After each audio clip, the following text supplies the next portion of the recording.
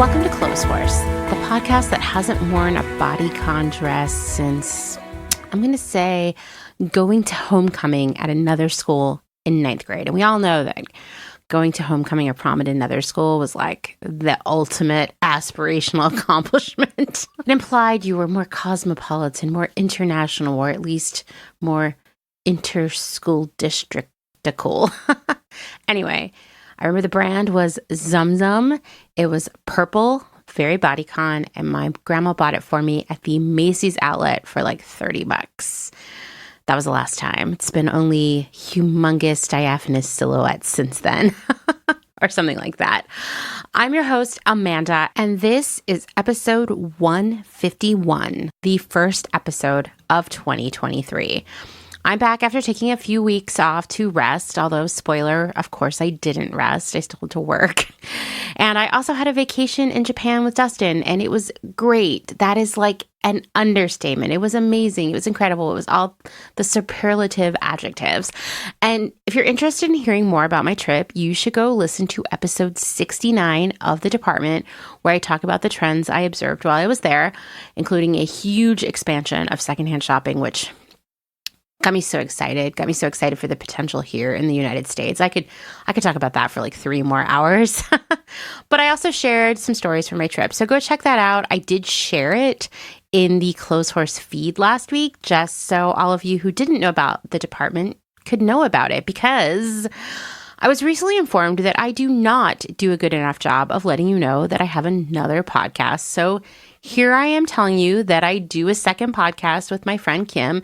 It's called The Department, and it's all about trends and how they define the world around us. It's about all kinds of trends: social, food, style, economic, and so much more. And it's super educational to work on, and I enjoy it. And someday when I start getting invited to a lot of parties again, I am going to have so many great facts to share. So actually, maybe I won't get invited to any parties. We'll see. Anyway, enough about that. I am so excited to get this year started with a very special guest, writer Rachel Greenley. I stumbled upon Rachel in late November after the algorithm served me her New York Times opinion piece. This is the reality of America's fast fashion addiction. It explains so eloquently what Rachel learned about fast fashion while working a seasonal warehouse job processing returns for a big online retailer. I would urge you to hit pause now and read her piece before listening to this episode. It's not a super long read. It's a really enjoyable read. Go read it. I think you will get much more value out of this episode if you have read that essay first. So if you haven't, hit pause and go give it a read right now. The day I discovered this essay, I read it about half a dozen times because I knew it was going to be transformative for so many people who had never before considered the words fast and fashion as a pair, as a phrase, as a thing. You may recall back then, this was like right after Black Friday, right around it, that I also posted about it on Instagram. Anyway, that Instagram post connected me with Rachel, and I was beyond delighted when she agreed to be a guest on Clotheshorse. I am so excited for all of you to meet her today. Before we jump into that, I just wanted to give a tiny taste of the direction I'm planning for Clotheshorse in this new year. If you follow the Clotheshorse account closely on Instagram, you have already heard me talk about this, but I'm going to give a lot more detail here. It is the Earth Logic Plan.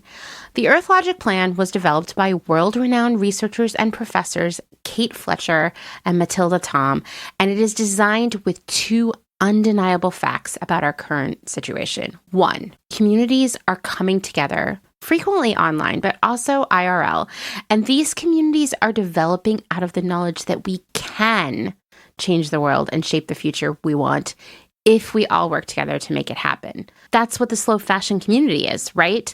And ultimately, the slow fashion community is just one part of a larger community, a larger movement focused on environmental and social justice. Just so many people out there who have had the realization that we have to change the course we're on.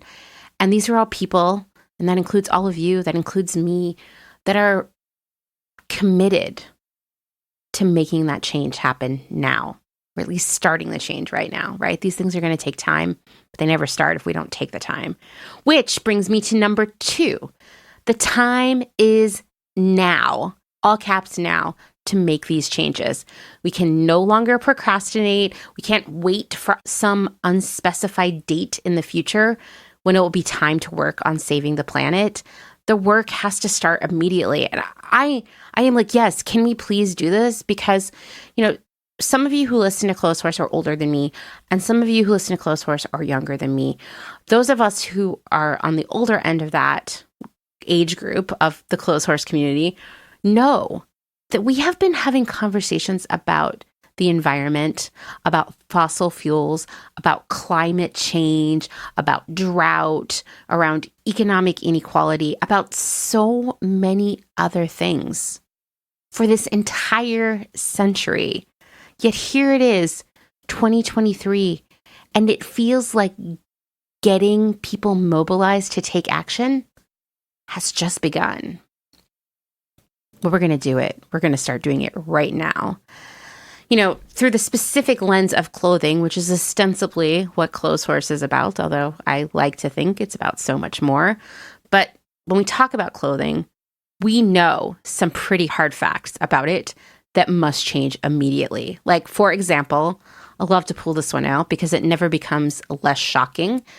On average, Americans buy about 70 new articles of clothing each year. If you're listening and you're saying a bit smugly, perhaps, well, I'm Canadian or British, so I clearly don't buy 70 new articles of clothing each year, I want to assure you that your fellow citizens are buying a similar amount of new clothing on average. This is not exclusively an American problem. If you're shocked by that number, that 70 number, or you haven't bought new clothes in years, remember that this is an average. That means if you bought no new clothes last year, someone else bought 140 garments. You and your best friend both bought 0, then theoretically, this is all about averages, someone out there bought 210, right? That's how we got to 70. Over the past 15 years, the amount of clothing produced each year has doubled, while the amount of time we actually wear a new item has dropped by 40%. I actually thought it was going to be an even bigger drop. So 40%, still bad, but that's almost half, right? Basically, it's saying we're making twice as much clothing, we're wearing it half as long. I think if you don't want to have to memorize all of those percentages, I think you can say that, and you can say that knowing that that is true. We know by now that this overconsumption is having a profound negative impact on our planet and its people. It's exhausting resources, it's consuming water, it's releasing an incredible amount of carbon, and it impacts the lives of millions and millions of workers around the world, along with the people who just happen to live in the areas around the factories and facilities that are part of the apparel supply chain. We need to change this immediately. We cannot continue to kick the can down the road for some day when it will be, easier, more palatable, more convenient. I'm not sure why we're waiting. I think we're waiting because so many of us feel as if we are such a minor part of this planet that we cannot make an impact. And that I believe otherwise. We're going to talk about that so many more times this year, that yes, what you do matters, what I do matters, what everybody we know does matters, and it matters most when we all do it together. Okay, now that we know why Earth Logic is so important right now, what is it? Well, Earth Logic puts nature, our planet, and its people first. This is a departure from growth logic, which has been the status quo for decades. And that approach, it's what we've been living in. It focuses on profits and constant economic growth. And that's both on a business level and a governmental level. Even our elected leaders march towards an economic growth model. That means each year, countries plan to be more productive and make and sell more stuff and fuel more consumer spending. That number has to increase every year, or suddenly a country is in a recession. And that's a scary place to be when your entire economy is based on consumption. Rachel and I are going to talk about this growth model, this growth logic, a little bit from a business perspective in today's conversation. But ultimately, the goal of any large business, retailer, brand, etc., out there right now is growth year over year over year. That means that this year we have to do more sales than we did last year. And next year we have to do more sales than we did this year. And on and on. When I say it out loud, it is preposterous, because why would we expect infinite growth in anything? There always should be a ceiling, but that's the way just about any industry works. And as a person working within the fashion industry for so long, it was just assumed by me, by my team, by everyone, that I would have to sell more stuff next year at a higher profit, because it wasn't just a growth in sales, it was also a growth in profitability. That would mean that more stuff would have to be made each year and would have to be cheaper than it was last year. And next year, it would have to be even cheaper than it was this year. And in little tiny increments, it doesn't feel that extreme, but when you spread that expansion in sales and that reduction in cost over 20 to 30 years, now you understand why clothes are cheaper now than they were in the 90s, even though everything else is a lot more expensive. And I can even say, in the span of my career, the clothes we bought, they cost us less, at least on the retailer side, not the customer-facing side per se, but we were definitely paying less 10 years into my career than we were at the beginning, because they had to be more profitable. We had to squeeze the factories more. We had to cut the fabric cost. We had to cut the details, anything else we could do to make those clothes come in the door at a higher profit. Now, the Earth Logic plan first arrived in 2020, but I just learned about it in late 2022 as people are still talking about it. It's a pretty dense report in its first incarnation. It's super academic, and honestly, I think it's just been taking people this long to digest and reflect on it. And I think it also hasn't gotten the amplification that it needs. So I'm here to be a part of that. Here's what I love about Earth Logic. While so many conversations about slow fashion, sustainable fashion, all of that focus on shopping, like where to shop, where not to shop, brands you should support, brands you shouldn't support. It's all about shopping, right? Earth Logic shifts away from the where to buy, what to buy, and it says buy less, like a lot less. Earth Logic has a bold target for us: buy 75% less brand new clothing.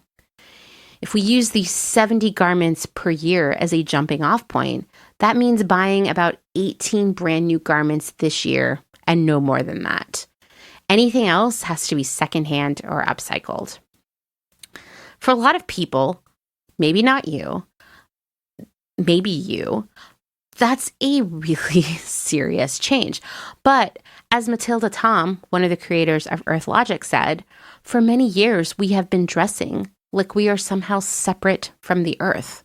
But our fate is tied to the health of the planet, and this means we need to change. And you know what?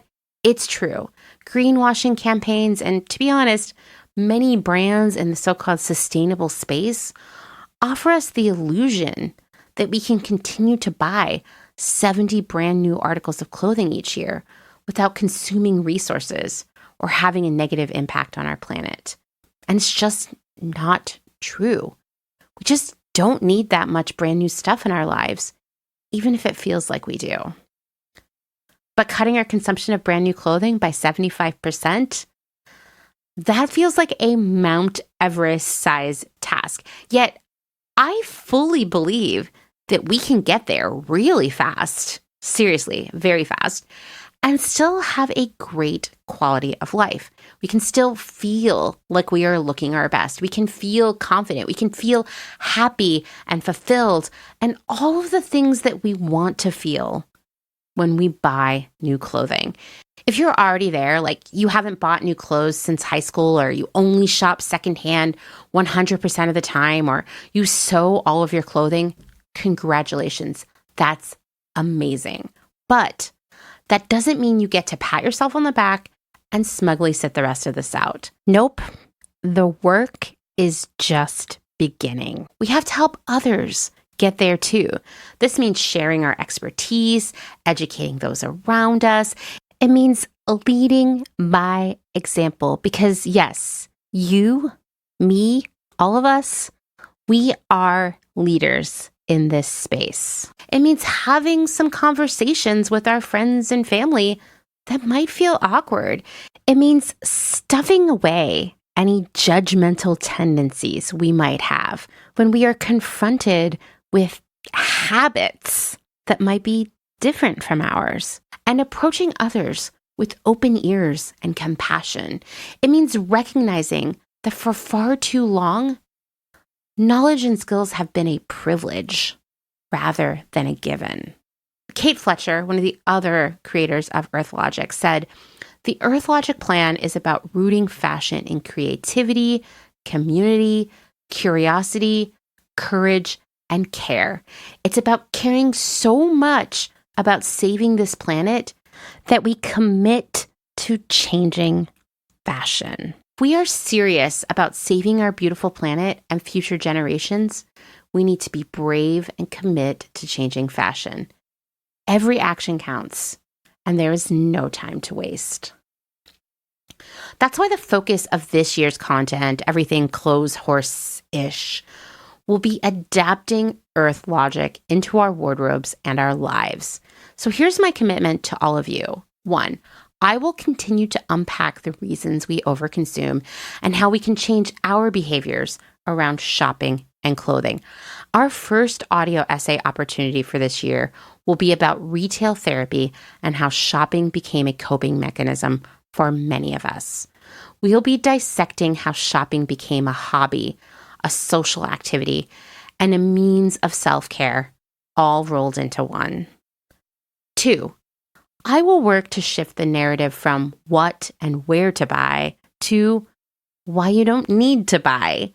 I will share more ideas for expressing ourselves creatively with the clothing we already own, and we'll debunk the myths and fashion rules that keep us shopping. 3, I will feature content that helps all of us make our clothing and our other stuff last longer, including laundry advice and mending resources. Just recorded 3 hours of laundry talk Friday night coming up in the coming weeks. Get ready for that. And 4, I will continue to explore the secondhand first way of life.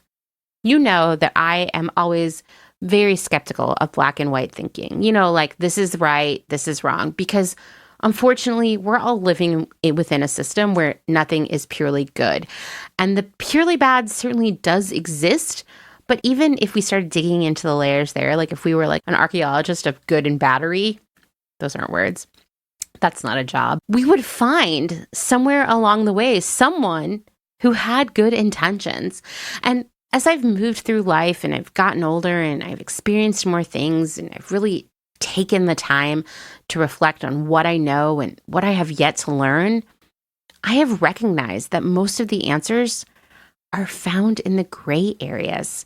And if we want to find them, we have to get comfortable with the realization that the answer is complicated. Nothing is simple, but we're going to keep working together to find those solutions. That's a really great transition. It's almost as if I planned it that way, into my conversation with Rachel, whose current mission is diving deeper and deeper into those gray areas. So let's meet Rachel.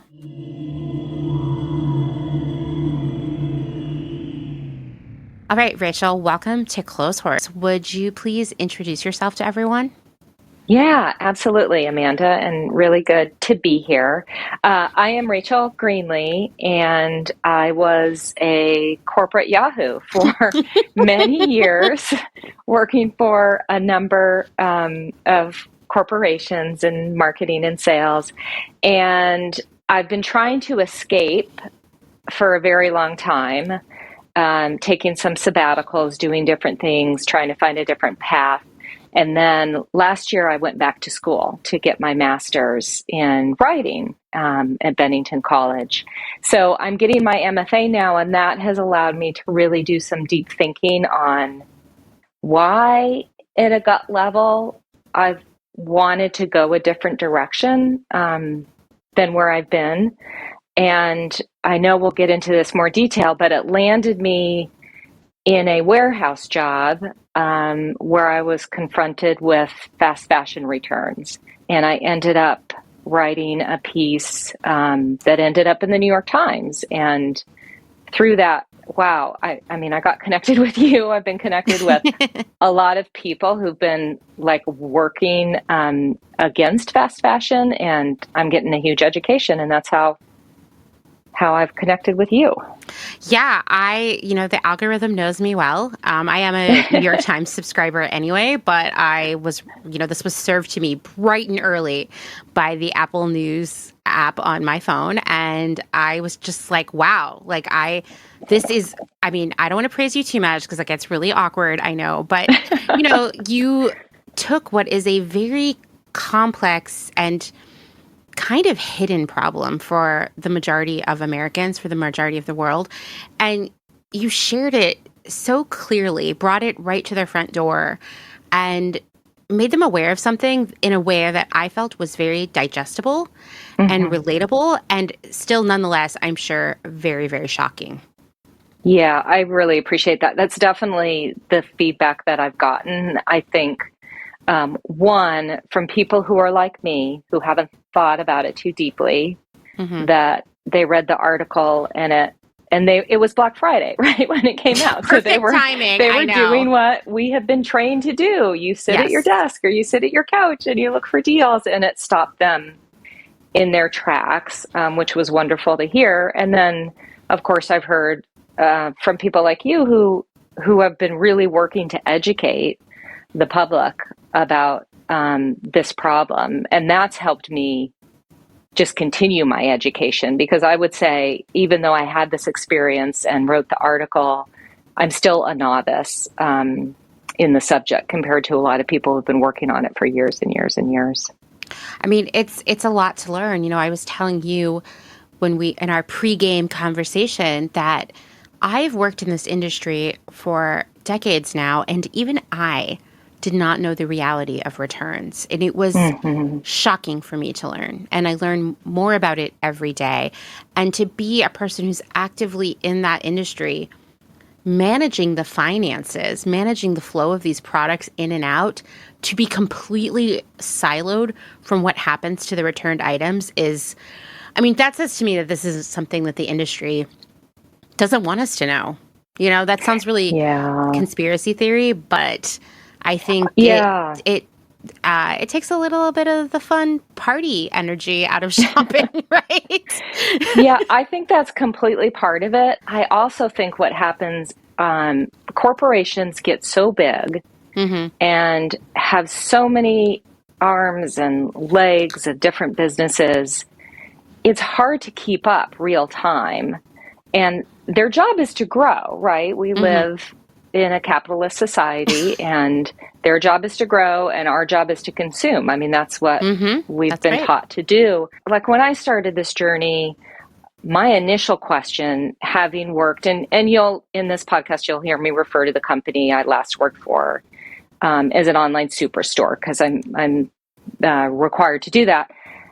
When I worked for their corporate office doing strategy work, what I found interesting about the company is that it is the only tech company that has warehouses. Like if you think of all these tech companies like Facebook and Google, they don't have a huge part of their business where there are hourly workers working in a warehouse. And because tech is so unique in terms of how they do business, like I'll just give an example. There's something called fast fails, which is let's just do projects as quick as possible to see if they'll stand up and succeed. And we will learn quickly what doesn't work and fix it, or we will abandon it. Now, that's fine in the corporate office, but think about that if you're working in the warehouse and processes are constantly changing. And so what actually happened is I listened to a podcast that was about a unionization effort, and it was pretty objective in that it gave both sides, the folks who wanted to unionize, what was their thought, and then folks who were against it, but also the corporate point of view. And it just drove me to think about what's the reality, which is why I ended up taking the warehouse job. And it just so happened that the warehouse that I was assigned to was not your typical warehouse where you take products that people have ordered and box them up and ship them out. It was what people send back, and what they send back is mostly clothes. And the bulk of it was fast fashion. So once I saw that and experienced sort of the horror story that fast fashion is, I couldn't look away. I mean, I think that it is really interesting to think about. I mean, ultimately, all of these companies, no matter how big they are learning from their mistakes, just like humans are, right? And like, for example, at my previous job, it was a rental platform. And, everybody went in there with definitely the best intentions. And, one important element of making it work from a financial perspective, but also making it work from a branding perspective and kind of giving us some exclusivity, is that 50% of the clothing we were going to rent out needed to come from our sister brands. So we would get it really inexpensively, which was great for, making our P&L work. But it was also great because no one else could rent those brands anywhere else. So it was also great from a marketing perspective. And our entire P&L was built around this idea that everything would be rented 10 times. Which isn't really that much, really, when you think about it, right? That's not even in circulation for a year. And unfortunately, as we started to get into like, really, okay, now we're launched, now we really have a lot of customers, a lot of product is moving in and out of the warehouse. A lot of those items that were from our sister brands ended up needing to be damaged out after one rental. And it left us, I mean, one, that's really bad from a financial perspective, but even more importantly is it was leaving us with just like racks and racks and racks of clothing that needed to be damaged out. It was like defeating our plan of being sustainable, right? And, it was like, how do we pivot away from this? It's like you get yourself backed into a corner where like the financial reality of this is that we can't afford to make the P&L work with nicer clothes that last longer. What do we do, right? And I think a lot of retailers are in that same boat when it comes to e-commerce, where they're like, oh, well, this is the first time in the history of humankind that you could buy a lot of clothes on the internet and return them. And now we're seeing it play out in front of our eyes. And I think it's another one where it's like, there's no easy answer, which is unfortunately, what a lot of us want. That's what humans are. We want, this is wrong, this is right, this is fixed, this is broken. And it's really hard for me to see the quick fix here, right? Exactly. Because it is dependent on either the companies or the consumers or both. Right. We're in a system that is about growing. And there's pressure on the company to grow. Like, I don't think most people going into the office are evil people with evil intentions. But when you're in it, like when you're in the machine and your earnings calls coming up and you've got to show growth, that's a real pressure. And I honestly wish within that division of this online superstore that every one of those individuals could go and be a seasonal worker in returns, because I think when they'd see the quality of clothing that people are ordering and returning, because very few people would want to wear it, they'd see the waste. The reality is, to your point about objects, clothing being worn and then it's returned and it has to be, it can't be sent back out again. What I was seeing was clothing that somebody wouldn't even want to wear, like the online representation of what they thought they were purchasing versus what they would actually get. the quality was so low in terms of items being very threadbare, having no shape to them, maybe having even been misrepresented. Mm-hmm. So, for example, you'd get a blouse that had one print on it and the color would be very different in the actual, or you'd get, as is in my article, a shirt that supposedly should have bat wing sleeves and it has teeny tiny T-Rex sleeves. Yeah. There just was so much of that. And if I send it back out, in this job, I had very prescribed parameters for evaluating each item of clothing and what should be resold and what shouldn't. And poor quality was not on that list, right? And poor quality is subjective. Right. That's true. Right. That's true. So, yeah. But there were some items that I just thought they would get returned twice, so somebody would have bought it. It would have been evaluated by someone like me when it was returned. They would have put it in the sellable bin, which gives the opportunity for another customer to buy it. And then they would see what crap it is and they would send it back. And I'd have to decide if it was still in okay shape. I would need to put it in the sellable bin. And there were a few times when I just marked it unsellable. But then what I'm doing is, am I sending it to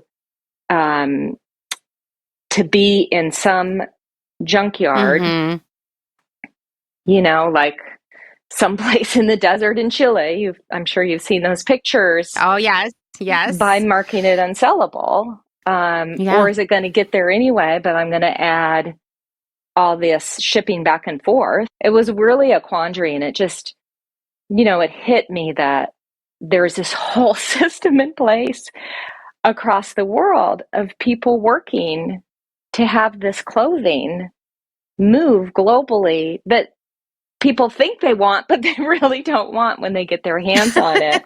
And just what waste that is of both, both people resources, right, as well as environmental resources. Absolutely. And that raises the question, because this is something I hear a lot when we talk about fast fashion as a whole. Mm-hmm. And, when I say fast fashion, I'm really, at this point, referring to the majority of things you can buy, because that model of consumption and production it's infiltrated every consumer good. Maybe not cars. I don't know about cars, but in general, right? This idea of like more, faster. And, I don't know. I don't want to say this is a defense, but this comes up a lot when we talk about like changing the way we consume clothing and all of these other things, buying less, using it longer, all of these important things. It always comes up as a question, well, what happens to the people who make these things if we stop buying so much? And, I would ask you, is processing returns a good job? Is it a job that we want to protect and continue to have? Yeah, so that's a great question. And, I just had to send in my workshop piece for Bennington because I'm at residency in January. And one of the lines I have in my piece is it's easy to contemplate capitalism when you already have the money. I love that. Because it's true, right? Like on the one hand, I can have my opinion on it, certainly, but who am I to say? Because ultimately I am not dependent on it. I'm housing secure, right? I have health care. I will tell you that the relationships that I made in my very short time, 6 weeks, it was the seasonal job that I did. The two relationships that I made happened to be moms. We started on the same day and we're trained together, and we'd have our break together every day. And their situation was they needed a job that was in the middle of the day when their kids were in school, that was close to their home. And this one fit the bill. And they seemed fine with it. Now, I'll put some caveats on that, which is, one, they knew I worked for corporate. Like I wasn't honest that I was writing about the situation, but they knew that I had worked at corporate and that I was back in school for writing, and that I was curious, about what this job was like. So, I do not know if they gave me a more rosy view of how they Mm-hmm. felt. I think it might be different if I had, been for a full year in a warehouse full time. I'd Mm-hmm. probably have had a different experience. But I think so. So there's a book I read. There's an anthropologist. He actually, unfortunately, passed away last year from COVID. But his name is David Graeber, and he writes a lot about economic systems. And one of Mm-hmm. his books that I actually read for school in this past year is called Bullshit Jobs. And he, yeah, no, it's a great title. Putting it He on my list right now. It sounds yeah, right up my alley. it's great too, and it's not so academic. Like I can't read really dense academic, and he Mm-hmm. defines in that book a bullshit job as a form of employment that is so completely pointless, unnecessary, or pernicious that even the employee cannot justify its existence. And that's kind of what I felt about Mm-hmm. not only being in the warehouse and processing all these returns because who the fast fashion was driving these jobs. But on the Right. flip side, when I was at the corporate office, there was a lot of that happening too. Like, is this job really necessary? What does it benefit in the grand Mm-hmm. scheme of things? When I watched, I'm sure a lot of your listeners have watched The True Cost, which is when I started this job and saw the fast fashion, I just all of a sudden started educating myself. So I was listening to podcasts in my car because I had a bit of a commute. And Mm-hmm. of course, I watched True Cost. And in True Cost, they're really focused on what's happening, of course, in Bangladesh and Vietnam. But they brought up that viewpoint of, from a capitalist standpoint, well, this can help people get out of poverty, and that to Westerners, these jobs may look awful, but the workers' alternatives are not necessarily our alternatives. But then what they asked in that movie is that we can't excuse low wages and unsafe conditions Mm-hmm. because of that. Like, why can't we think bigger? Why can't we give people jobs that Right. respect them as human beings? So I don't, I can't speak for the people who depend on this salary, but Mm-hmm. my point of view would be like we have to come up with something different, because to keep this fast fashion just cycling from Bangladesh to a Seattle warehouse to a um, dump in the Atacama Desert does not Yeah. make any sense. Agreed. Agreed. I mean, you said when we were talking before, I actually typed this up because I loved it so much. You said, "How is putting someone to work on complete waste a good idea?" Mm-hmm. And wow, I mean that really summarizes it. Mm-hmm. Yeah. It's really really sad, actually. So you are in a very unique position that many people have never been in, which is to transition from the corporate side to the warehouse. I mean, you're getting the full experience, really. I Mm-hmm. guess the last thing would be for you to drive the delivery truck. Maybe No maybe one next would year. want that. No one would want that. So I mean, I actually started my career in buying in retail, working in the stores, and then transitioned to the home office as a buyer. So I got to see both sides of that as well, but in reverse order. And it brought me a lot of insights as a buyer that I wouldn't have had otherwise, for sure. Mm-hmm.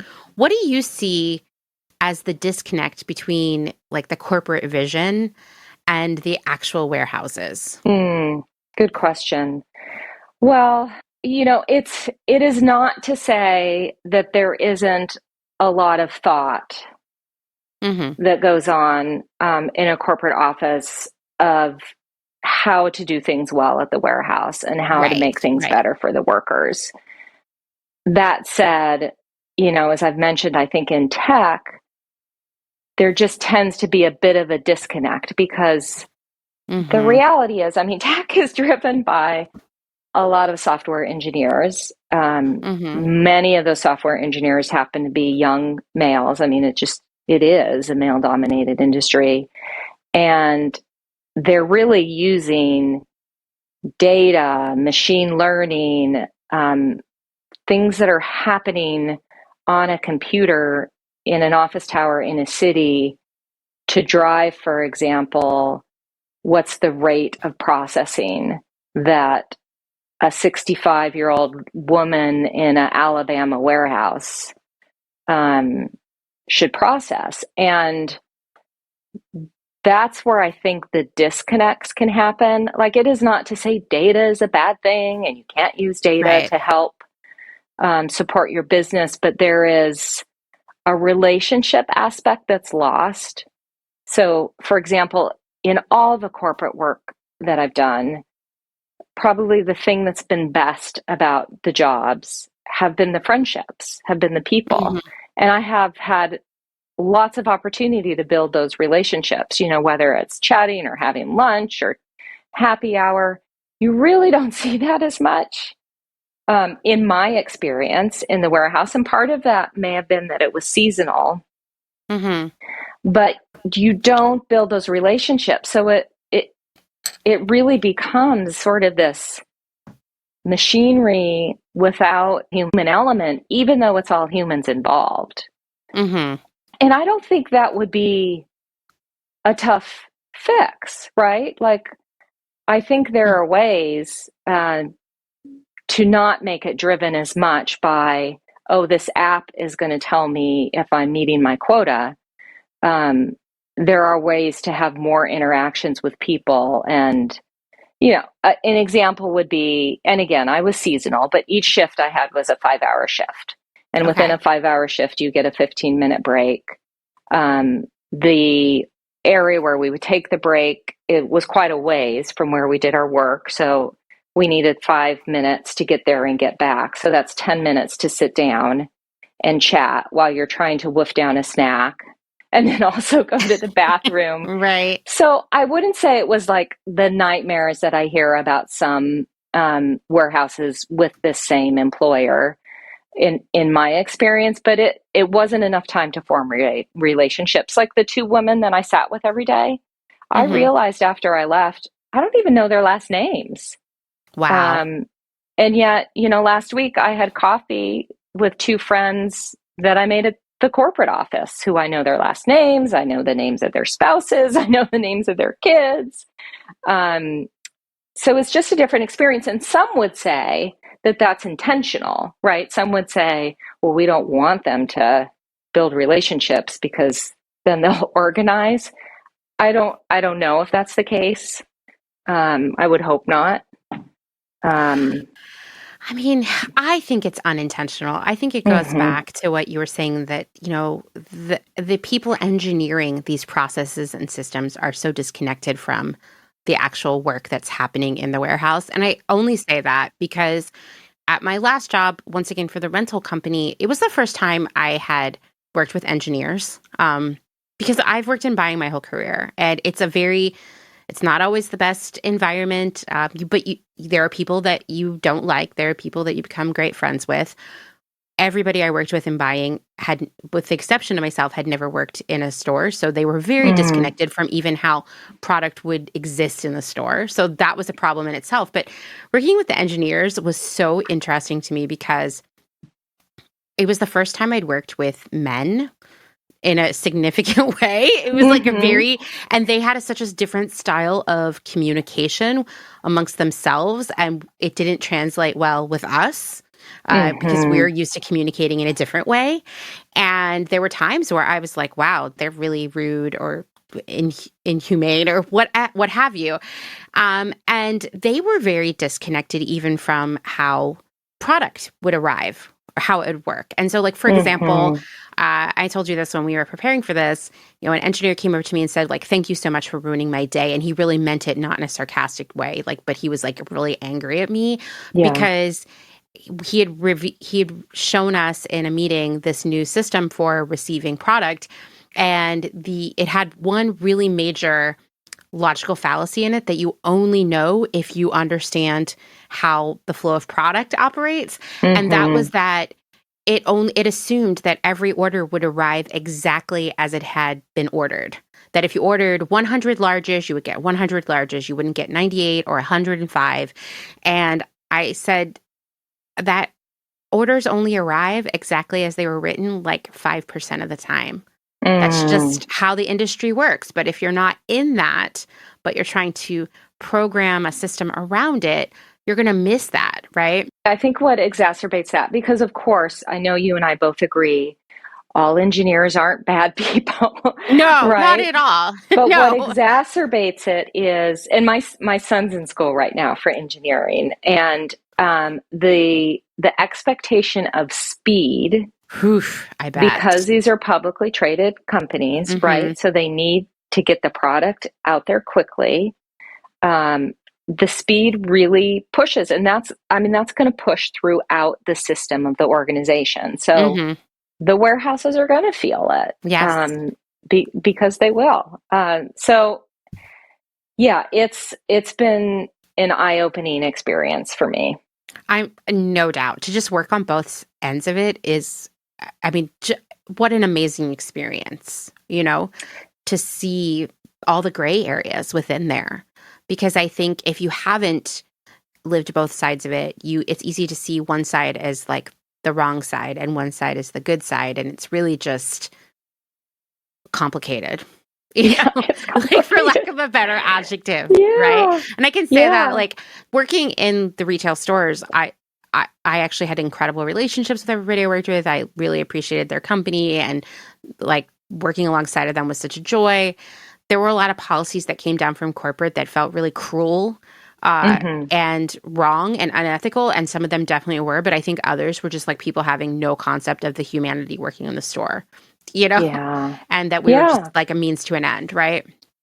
Well, it is funny. Like, it is this quandary, right? That, all companies start off small, Mm-hmm. and small business we consider a good thing, right? And Mm-hmm. then they grow and grow and grow, um, and start to be considered a bad thing because they lose the ability to have visibility over everything that's going on, and they're under pressure to grow. Mm-hmm. And so poor decisions are made, whether intentional, or whether not intentional. And I mean, of course, when you're in it, you see poor decisions being made, right? We've all experienced that.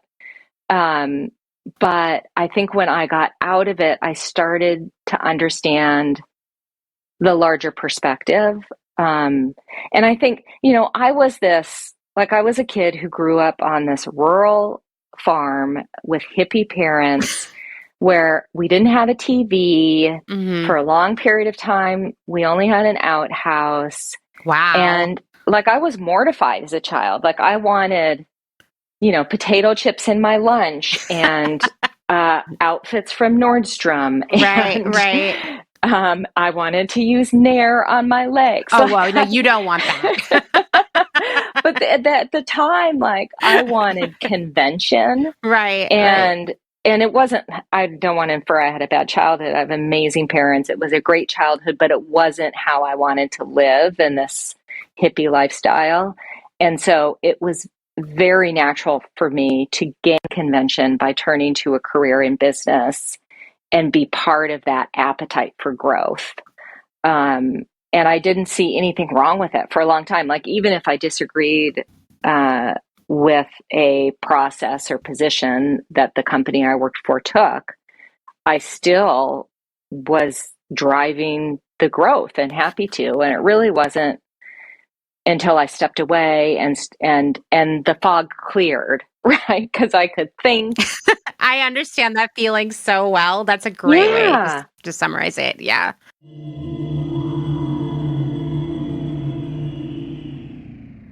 If you're enjoying this episode, then this is a great time to remind you that my work here at Clotheshorse is made possible by the support of listeners like you, just like NPR, and these great small businesses. Please go give them your support.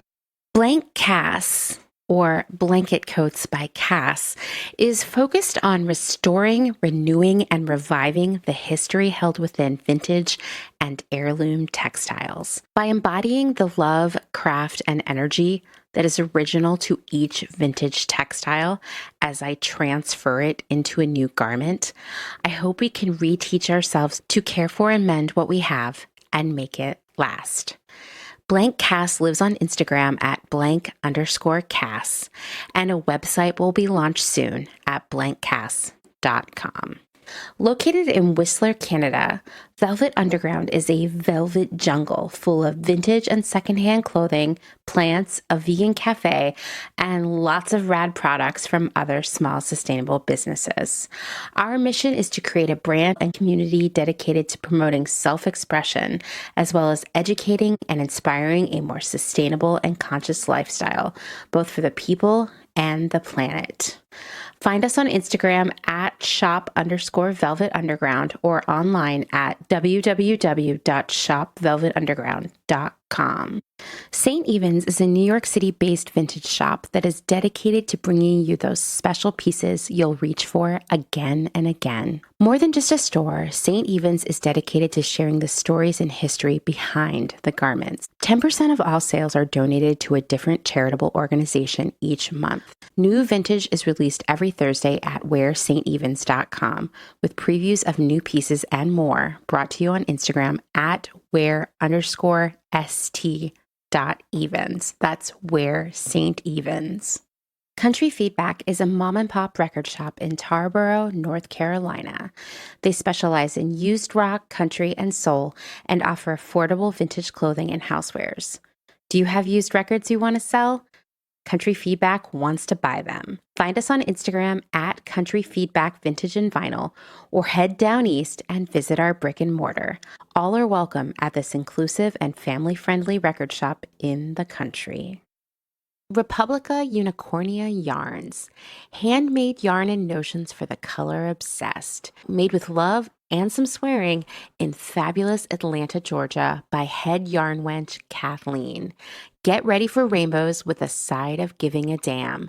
Republica Unicornia is all about making your own magic using small batch, responsibly sourced, hand-dyed yarns and thoughtfully made notions. Slow fashion all the way down and discover the joy of creating your very own beautiful hand-knit, crocheted, or woven pieces. Find us on Instagram at Republica_Unicornia_yarns and at www.republicaunicornia.com. Picnic Wear, a slow fashion brand ethically made by hand from vintage and dead stock materials, most notably vintage towels. Founder Danny has worked in the industry as a fashion designer for over 10 years, but started Picnic Wear in response to her dissatisfaction with the industry's shortcomings. Picnic Wear recently moved to rural North Carolina, where all their sewing and accessories are now designed and cut, but the majority of their sewing is done by skilled garment workers in New York City. Their customers take comfort in knowing that all their sewists are paid well above New York City minimum wage. Picnic Wear offers minimal waste and maximum authenticity. Future vintage over future garbage. Cute Little Ruin is an online shop dedicated to providing quality vintage and secondhand clothing, vinyl, and home items in a wide range of styles and price points. If it's ethical and legal, we try to find a home for it. Vintage style with progressive values. Find us on Instagram at Cute Little Ruin. The Pewter Thimble is a curated secondhand shop based out of Rome, Italy. Owner Desiree Marie Townley has a background in costuming and makeup for dance and opera, and focuses on dressing for the character you want to be in the world. Curated collections are dropped in a story sale and always have a specialized theme, like the color palette of Starry Night, the film classic Casablanca, and the children's novel The Secret Garden. Desiree works with local artisans, and pieces are rescued from markets and rehabilitated and resold with worldwide shipping. The Pewter Thimble is a collection of pieces that will have eternal style from the Eternal City. Discover more on Instagram at The Pewter Thimble.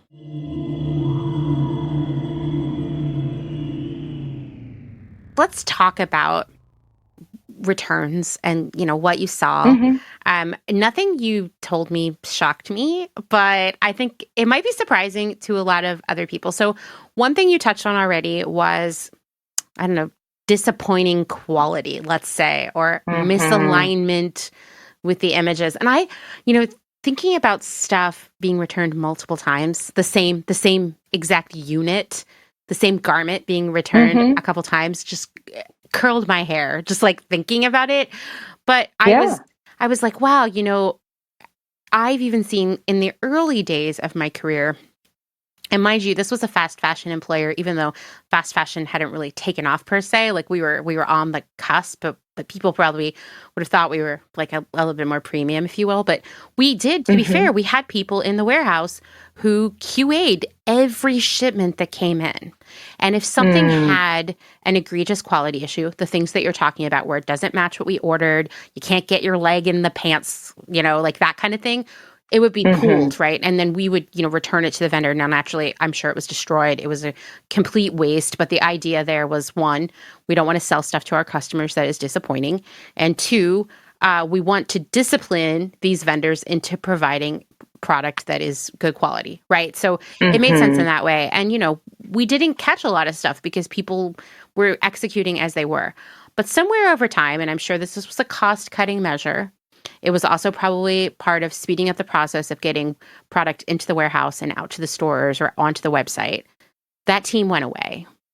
And that's when you start to see really weird stuff showing up at people's houses or in the stores. And, thinking about an online superstore, there is no way that any team could QA everything that's on that site. Right. It's unfathomable. Well, the reality is there are all of these third-party sellers, right, that are selling goods. And I mean, I definitely saw fast fashion from all parts of the world, but there tends to be a lot that's coming out of China with very odd names, as if you and I were laughing about it before. It's just an assortment of consonants with a couple of vowels. It's no language, actually.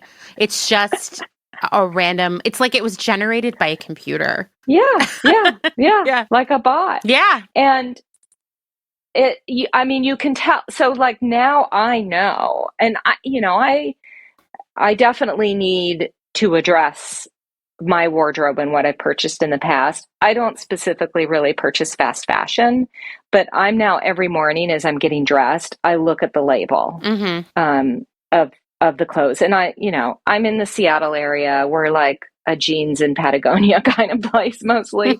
But like today, I just have random stuff on. Everything I'm wearing, it was produced overseas. I don't know yet whether it was ethically produced or not. I'm digging into that by listening to your podcast and going to the resources that you provide.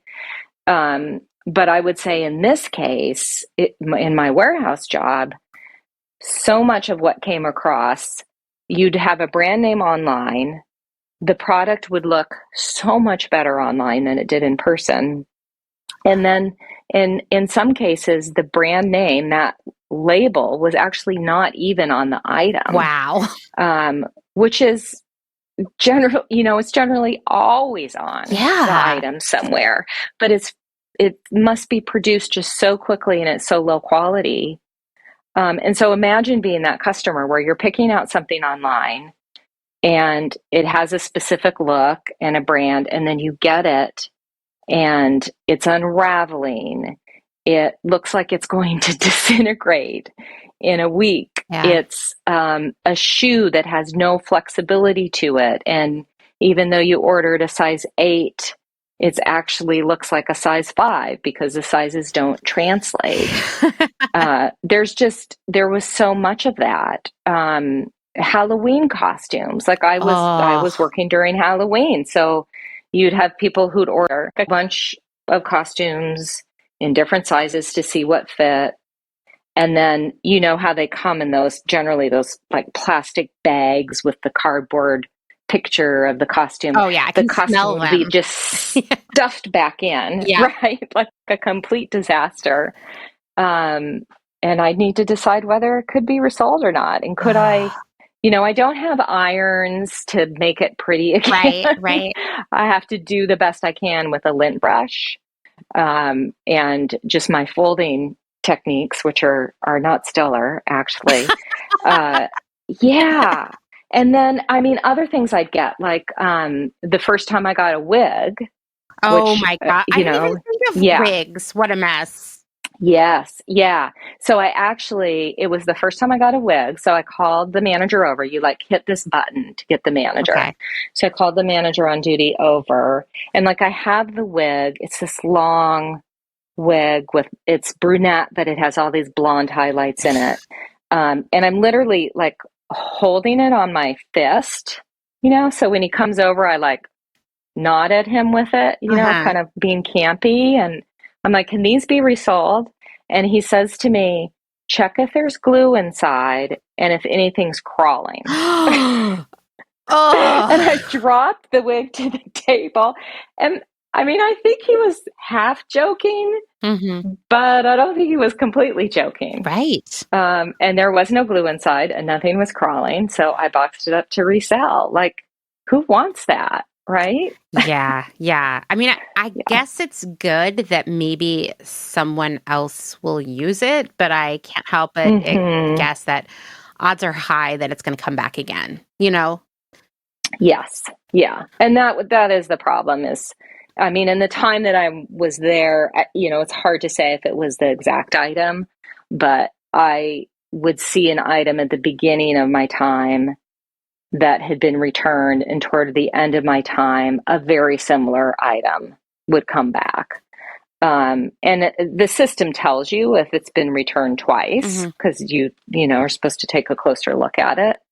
Um, the customer comments are kind of gold because people come from all different, Oh, I bet they're fun. places. Yeah. And sometimes it's just simply, crappy quality, not how it looks online, not the same color. And sometimes people are like above and beyond. There were, plenty of people with profanity. Oh, Um, and then there would be people who, very like kind, like, I loved it, but it's not the right size, so I'm returning it. mm-hmm. Um, and you don't know what the reality is, but yeah, it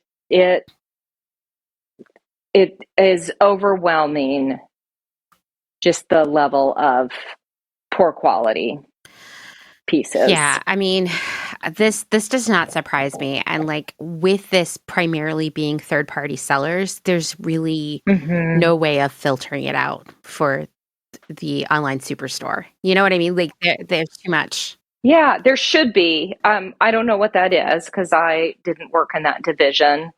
Hmm. But I would imagine if you look at the PR announcements that there is a process in place.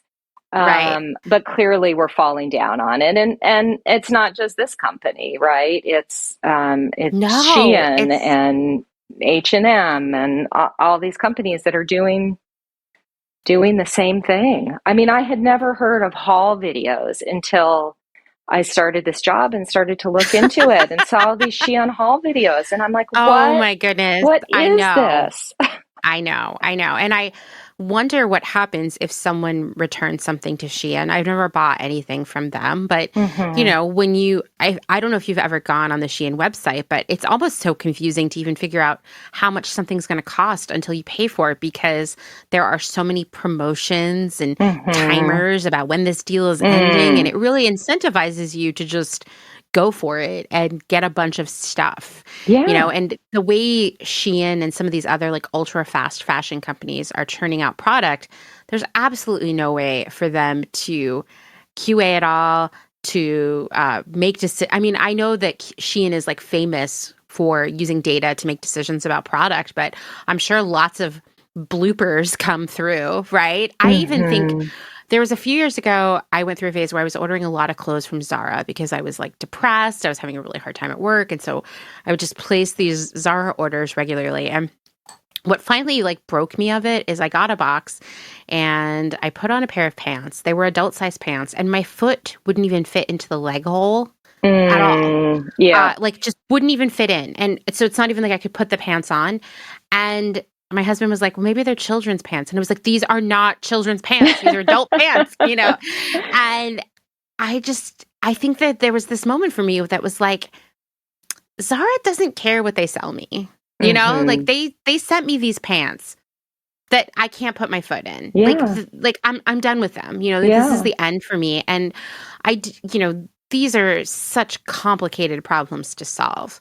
I do Hmm. think, a lot of the responsibility lies on these companies, but also lies on us as consumers. Like if someone keeps selling you something that is crap, stop buying stuff from them. Yeah. Because the only job I've had where we really, really, really looked at reviews and returns and allowed them to steer our decisions as they should was when I worked at ModCloth. And if something had below a 4-star rating in the reviews, we would never reorder it. If we Mm. saw a lot of returns, we would immediately pull samples from the warehouse and try to figure out where it was going wrong and have conversations with the vendor and make sure something like that never happened again. That was a company that had a lot of product. I mean, I think at one point we had 600 dresses alone on the website, and we were able to make it work, but that is still tiny. So tiny in Yeah. comparison to a Yeah. lot of these platforms. Well, I mean, the other thing that I ran into, because Shein is a third party seller on this online Mhm. warehouse, so I did see a lot of Shein, but I wasn't okay. So my really bad habit, for you and your listeners to know, is that I like really bad reality TV. Me too. It's fine. Okay, so I was watching a really bad reality TV show. And one of the people on it talked about how they never wear the same outfit twice. Oh, Uh, gross. yes. And then they had, at the end of every season of these shows, like they talk to everybody and, get them on a couch and talk through what happened that season. So that came up in that debrief. And the woman was sort of like, well, I don't know if I should say because I might get into trouble. Well, it turns out she was wardrobing. So buying things Oh, okay. online, Let's talk about wearing them, wardrobing. yeah, and sending them back. And Mhm. at the end of the day, like I can't know for sure what the intention of the purchaser was when I got products back, but there just seemed to be this routine of seeing items that were being wardrobe because, like part of my job is to look for um, whether there is any deodorant stains Mhm. on the article of clothing or any stains at all. And man, the number of, I didn't know the word bodycon for body conscious before I started this job. Right. The number of bodycon dresses, Uh-huh. a lot of them, like, with the ruching, um, in very small sizes were just sent back constantly. And like if they had a tag, the tag would have been ripped off. There'd be deodorant stains. Like Uh, those you don't resell, right? They go directly mhm. to the unsellable bin and potentially end up in a landfill. Mhm. So I think the wardrobing, and certainly there was a selection for fraud, but it's hard to know when a customer has done fraud. There were a few instances where it was super clear, like Right. returned an old threadbare t-shirt instead of the new one that was ordered. Mhm. But in many cases, you don't know. So, for example, one of the items that I got back was a set of pajama top and bottom, and all that came back was the top. Oh, But so is that customer deceitful or I disorganized, think right? disorganized.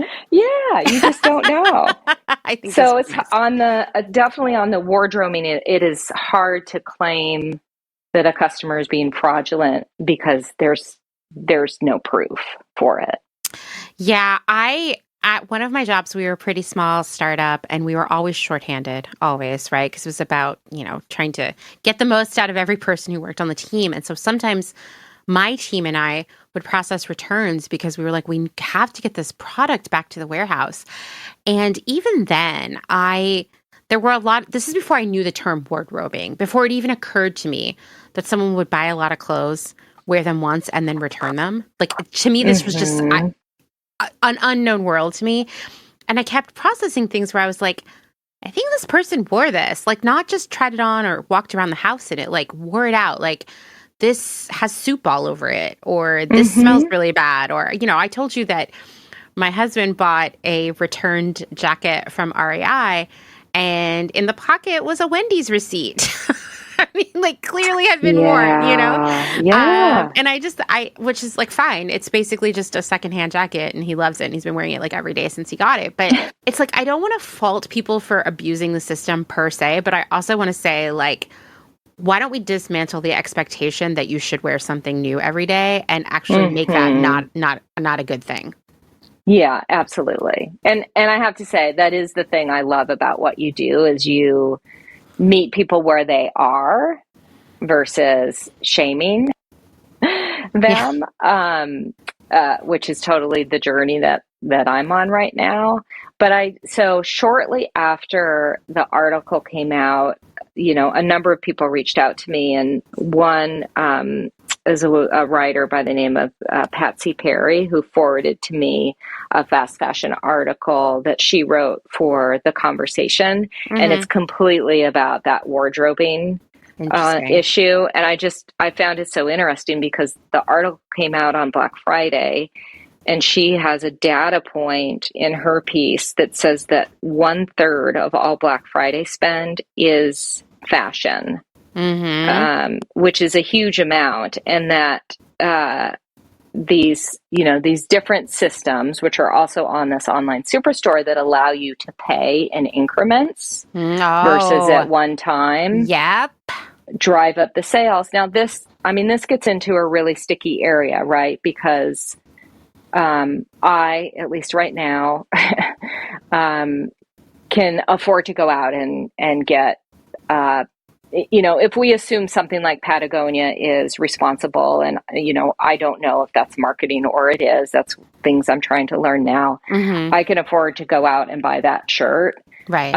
The people that I worked with at the warehouse that are making $18.75 an hour, I don't know that they can. So I'm not saying that these systems that are in place to help people pay are necessarily bad or good. I think unless I was like in that system, I wouldn't know. But it does drive up the consumerism that is already really rampant in our country. I definitely have a lot of concerns about those buy now, pay later services. And I think that we're going to see more and more discussion about that in the next year, for sure, especially as people are really feeling the crunch of inflation and everything else that's going on right now. And more people are going to be using those services. But, they've been around the longest in the UK, actually. And the UK this year is really starting to say, like, okay, we need to have more regulation here. These are having a really negative impact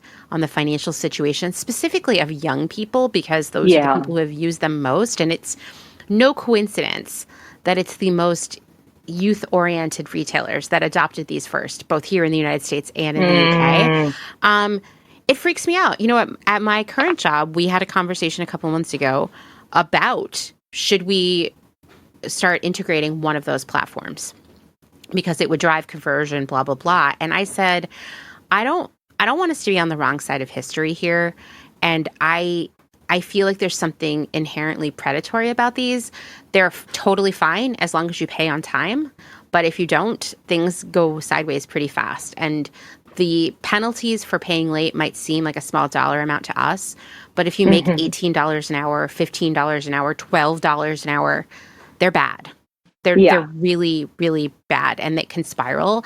And I'm really grateful that those services did not exist when I was a teenager or in my 20s, for sure. Yeah, absolutely. I mean, I think it tells you, like, all these problems are interconnected, right? So the fact that you have low-wage earners who are taking advantage of these programs because they're low-wage earners. Right. Like, yeah. And to your point earlier, it's complex. Like, do you blow it all up and start from scratch?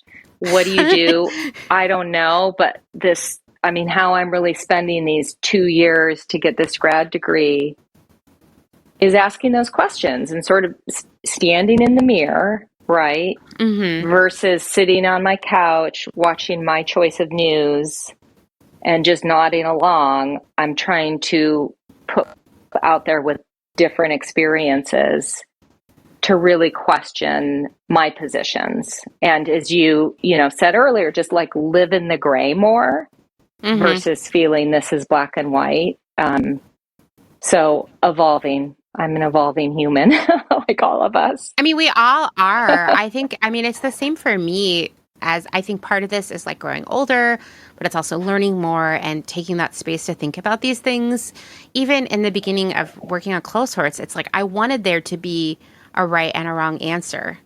And I would feel frustrated that there wasn't, that I would get myself into sort of like thinking myself into circles, trying to find the answer, because there is no simple answer to all of this, because unfortunately there is like no on-off switch for society where we can just reboot it. Like things are going to take time, and they're going to take change from everyone. They're going to take a lot of effort, or they're not going to happen at all. And I think that so many people shut down. It's like that saying like, oh, well, there's no ethical consumption under capitalism, so I may as well just like, go buy a Keurig or whatever. Yeah. Like, whoa, no, put the brakes on there, okay? That's not the frustration of it all, the complexity of it all isn't meant to just make you shut down and go back to watching the nightly news on the couch and, ordering stuff online all day, all night. Like, that's not the point of it. Yeah, it's accepting that despair is not an option. Right, despair definitely. is not an option, unfortunately, and I see that a lot. Yeah. On social media. I see a lot of it on Reddit who are like, well, the world's going to end soon, so I'm like, whatever. And like, no, don't do that. Well, and I think that's good about what you do, right? Because you are putting information out there, but not in a super negative way. And as I said earlier, meeting people where they are. Like, I think in one of your podcasts that I listened to, there was a lot of talk about beige hemp clothing, and mostly to the degree of you don't have to wear that. No. To start being responsible. I actually received a really nice email from someone today who specifically was like, your conversation about beige hemp clothing and not having to wear it had a major impact on me. Yeah. And I was like, good. I think that there's a lot for us to think about.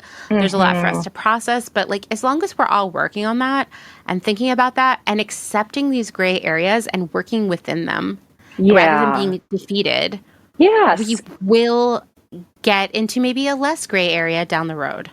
Yeah, I think for me, because so even after having this experience, in my normal life, I wasn't really buying fast fashion anyway, but what it's done for me is to have me just look at consumption in general in my own life. So, for example, like a lot of writers, I'm a huge Joan Didion fan.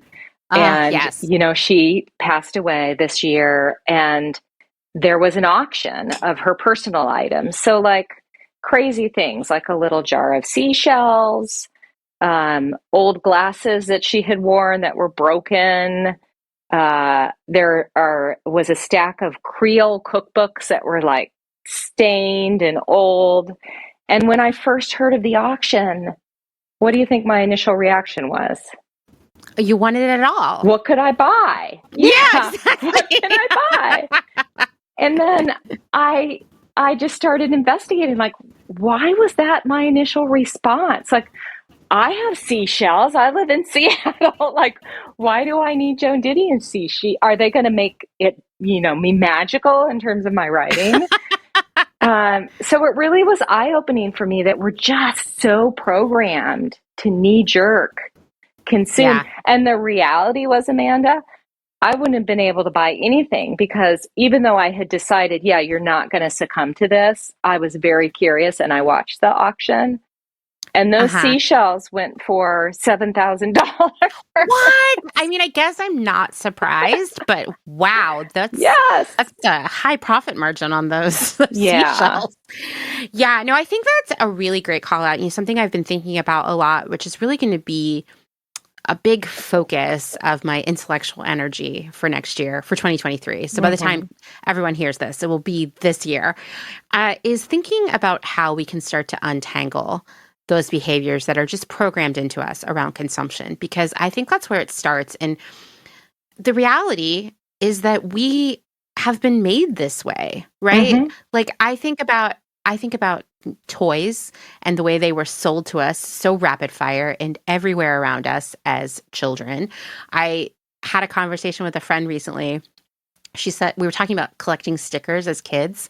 And she said, yep, stickers, how we all learned how to be good hoarders and consumers as adults. And I was like, wow, you're right. Because stickers were like, oh, I need more and more and more. Mm-hmm. It didn't feel like terribly impactful either way, like financially at least. And then what happened to the stickers when we were done with them? You know, Mm-hmm. it just was, you know, stickers a simpler time for sure, but it did get you hooked on this idea of having something new, of needing more stuff, of taking pride in how much you had. Yeah. And these are things that we are going to have to work really hard to dismantle within ourselves because it's been programmed in there in a lot of ways. I mean, I grew up in the era of like so many teen magazines that were all basically an ad, even if they seemed to be articles in there, right? Mm-hmm. And, you know, like that really pushed in this idea of like, I need a lot of makeup, I need a lot of clothes, I need to dress this way for that, but then I need different clothes for this other thing. I need different shoes for different events. There's a whole desk to dinner, whatever, all the Yeah. nonsense that we've been sold over the years. It's all in there. And I catch myself in the same way. I had a horrible day at work this week. I cried, which is not something that happens a Oh. lot for me after work. And I was like, I should buy something to make myself feel better. And I Yeah. was like, whoa, wait, no, you shouldn't. But I was like on the internet, like, what am I going to buy to make myself feel better? And then I was like, Oh. no, what you should do is go to therapy or get a new job or whatever, get some sleep. Yeah. Journal your feelings. Take a Exactly. bubble Call your bath. friend and talk about it. Yeah, So exactly. there's another writer that I love, Eula Biss, and her latest book is called Having and Being Had, and it's all about capitalism. And in it, she reminds the reader that consumption was once the name of a wasting disease, you know, which was Yeah. tuberculosis.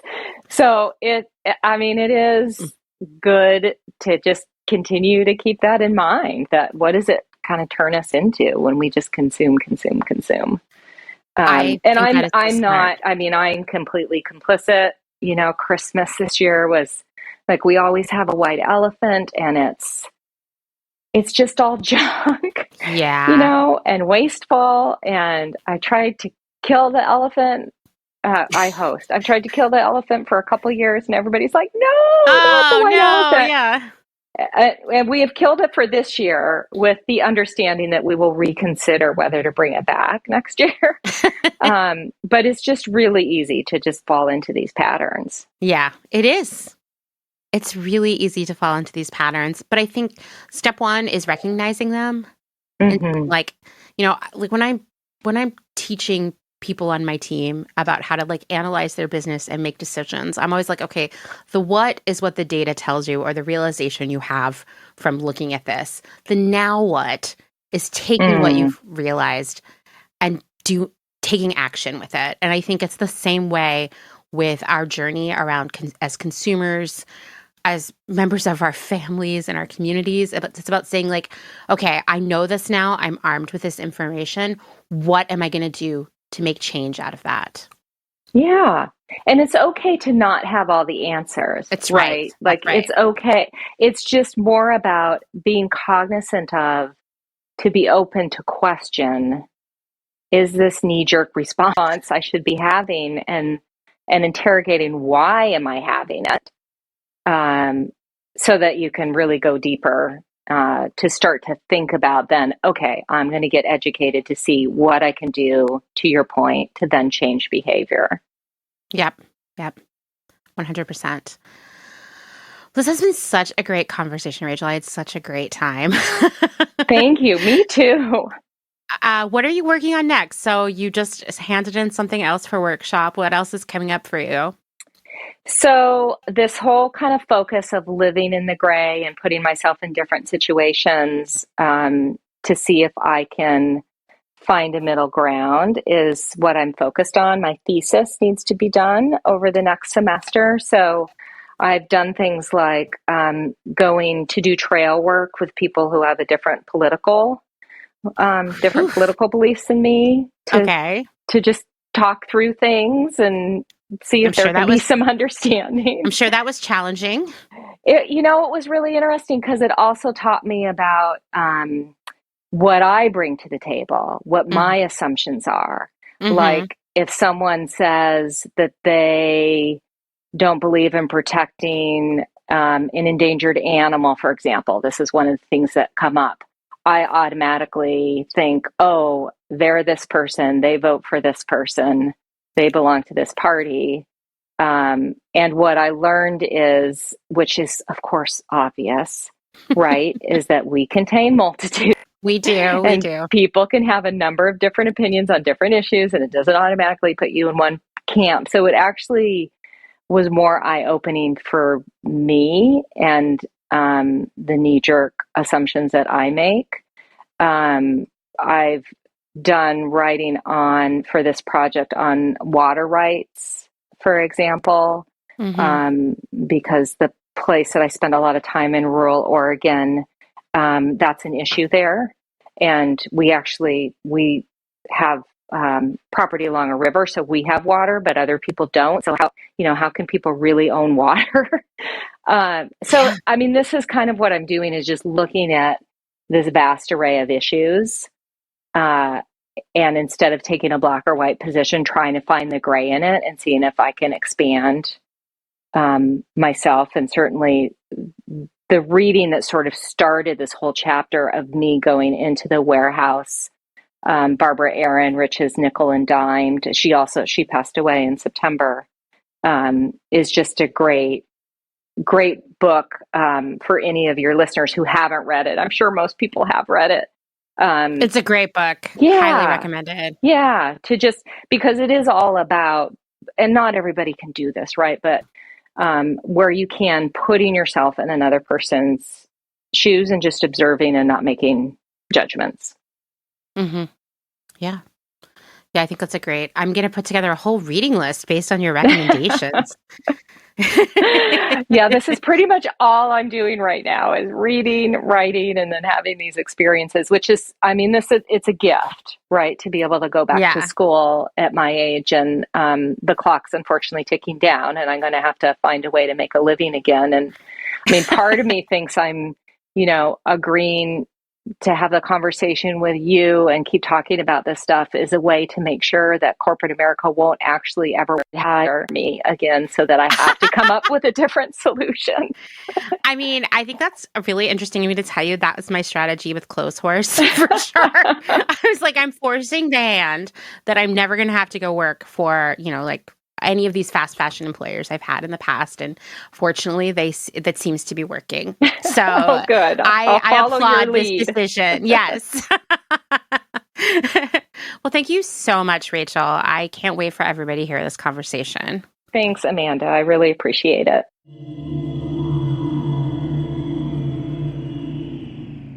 Let's take a moment to thank some of the incredible small businesses who keep Clotheshorse going via their generous Patreon support.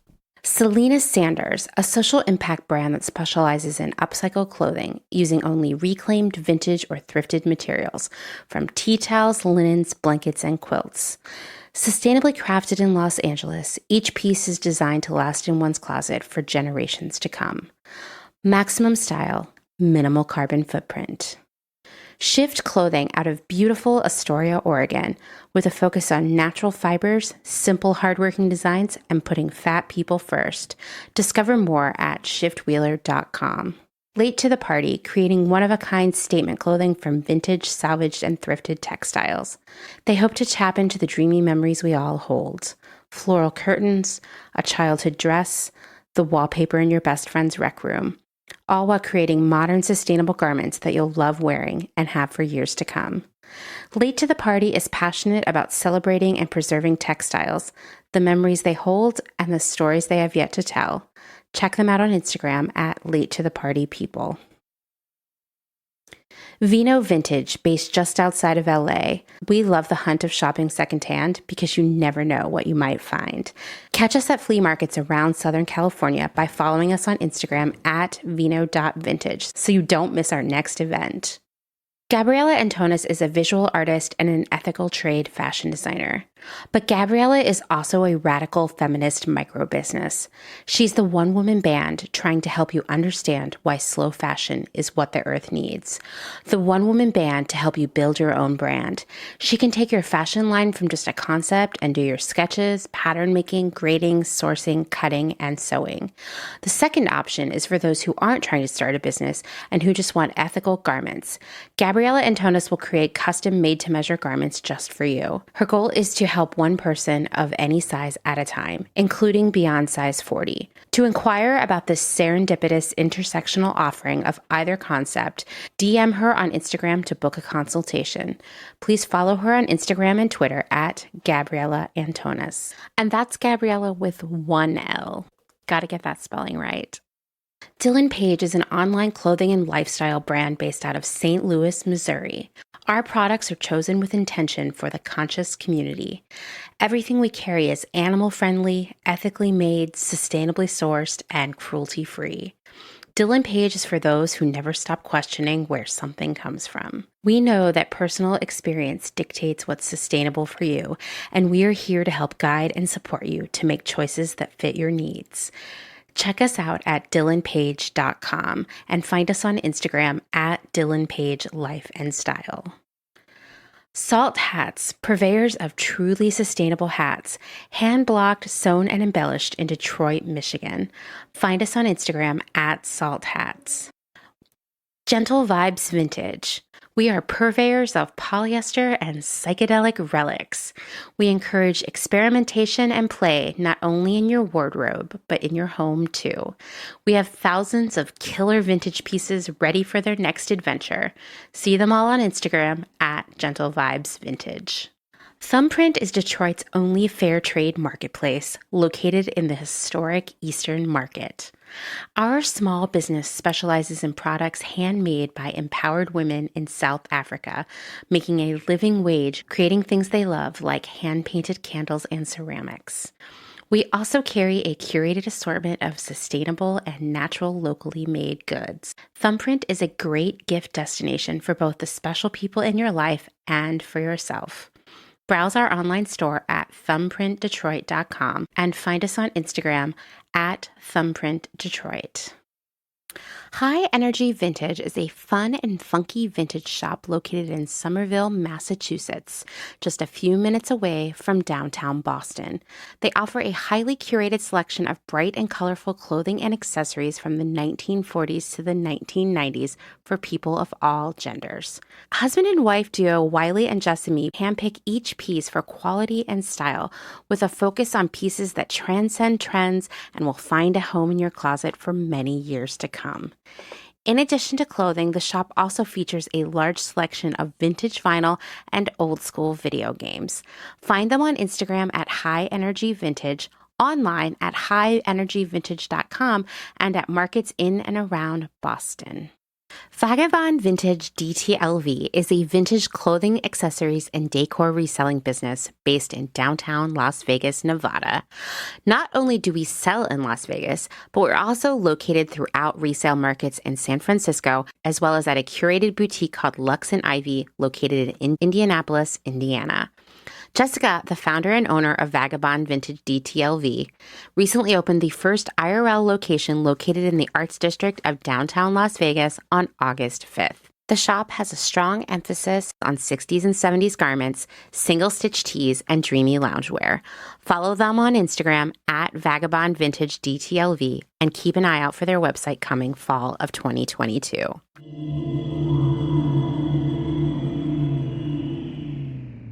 Thank you to Rachel for spending some time with me. It was an absolute pleasure, and I think I could talk to her for hours every week. It was just so great. I mean, I talked to her before Christmas, and I'm still smiling about it. It was such a joy to edit this conversation.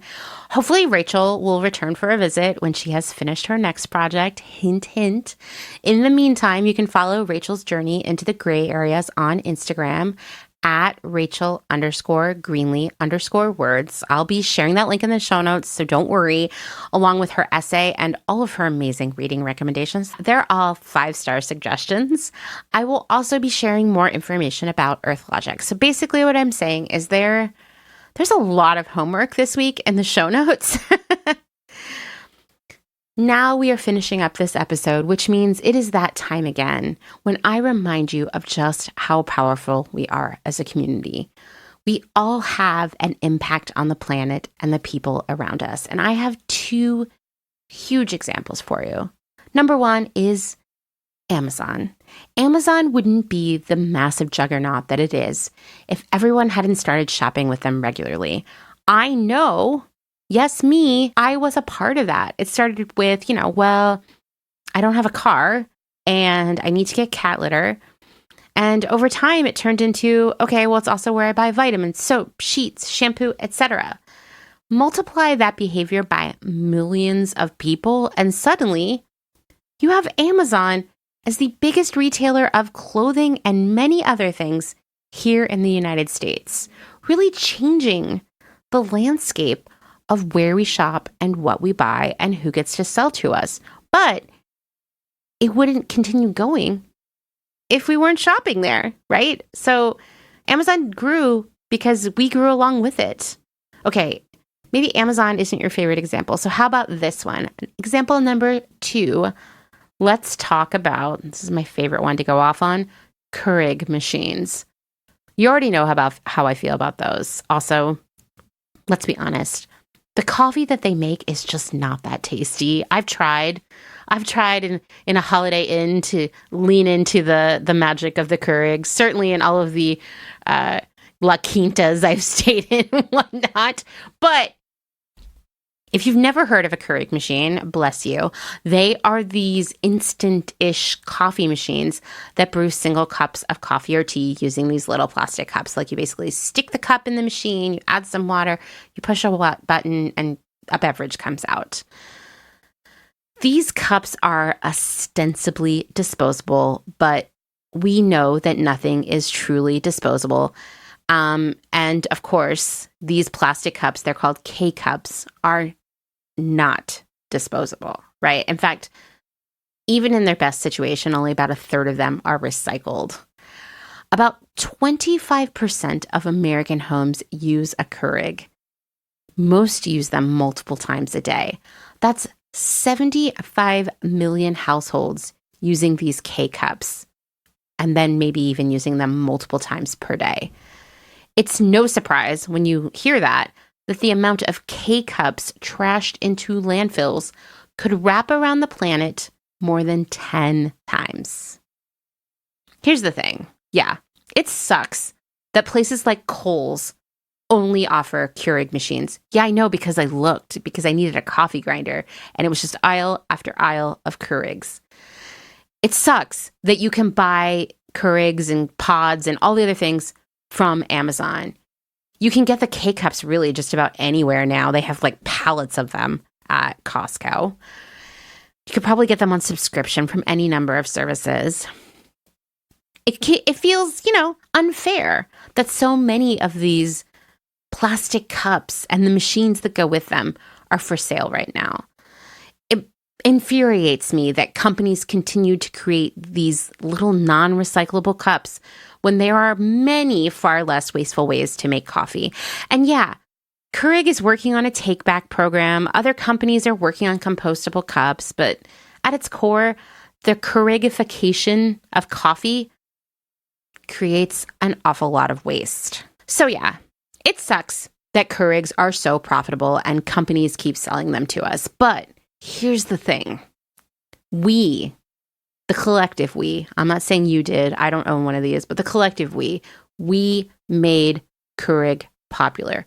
25% of American homes bought one or two or gave them as gifts, tossed out their regular coffee makers, which were probably totally fine condition, had years of use left in them, just got rid of them or donated them because people loved the convenience of Keurig. They thought it was like less messy. It was just so easy. You could make one cup at a time. And they bought into it. And they continue to buy into it. There were enough K-cups in landfills to wrap around the planet more than 10 times because people bought and used that many of them.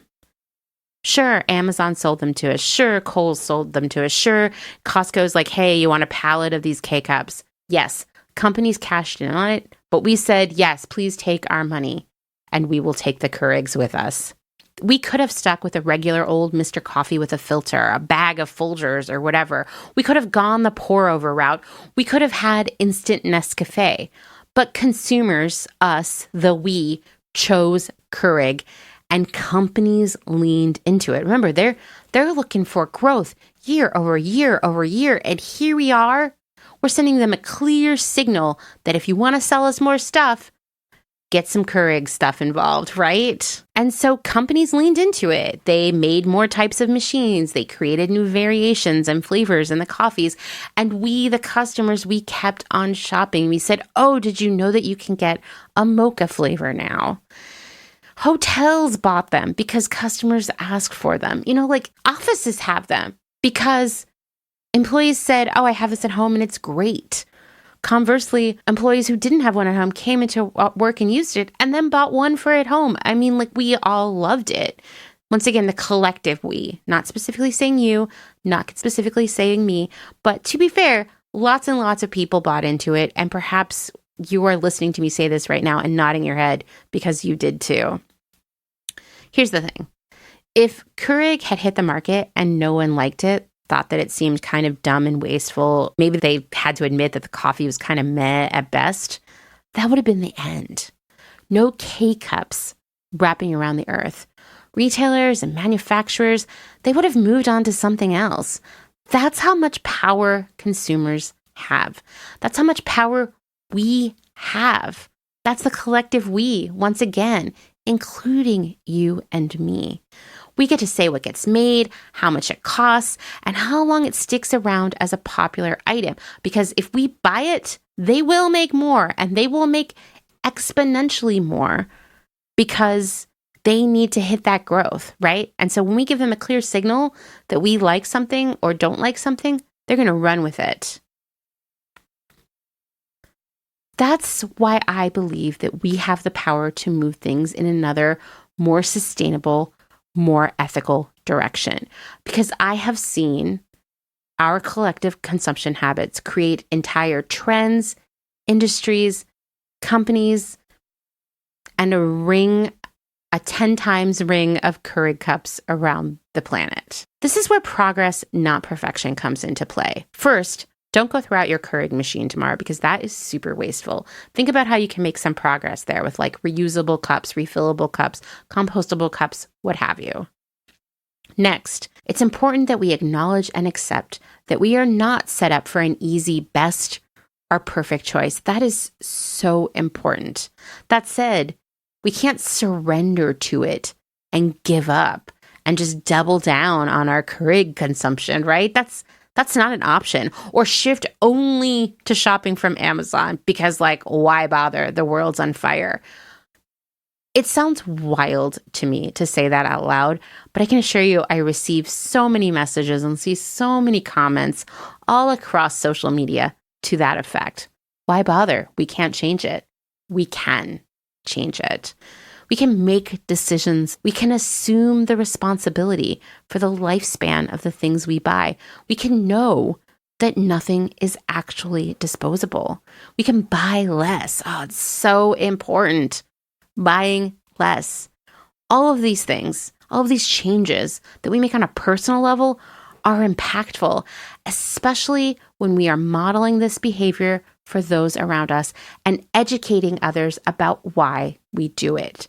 Significant change will require a larger societal behavioral shift.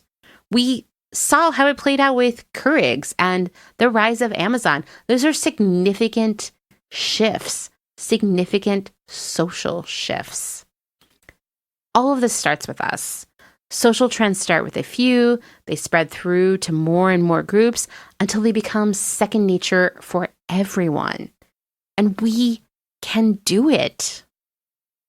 One person can't change the world alone, but real change will happen when we work together. Thanks for listening to another episode of Clotheshorse. Written, researched, edited, hosted, all the things by me, Amanda Lee McCarty. If you like what you're hearing, of course, I would love if you would leave a positive review on Apple Podcasts. You can just throw a couple stars in there or actually write out your thoughts, whatever feels right for you. But more importantly, please tell your friends, get them to listen to Clotheshorse or get them to follow Clotheshorse on Instagram. It's kind of a gateway drug to the podcast. If you'd like to support my work financially, you can learn more at patreon.com/clotheshorsepodcast. And thanks, as always, to my other half, Dustin Travis White, for our music and audio support. Bye.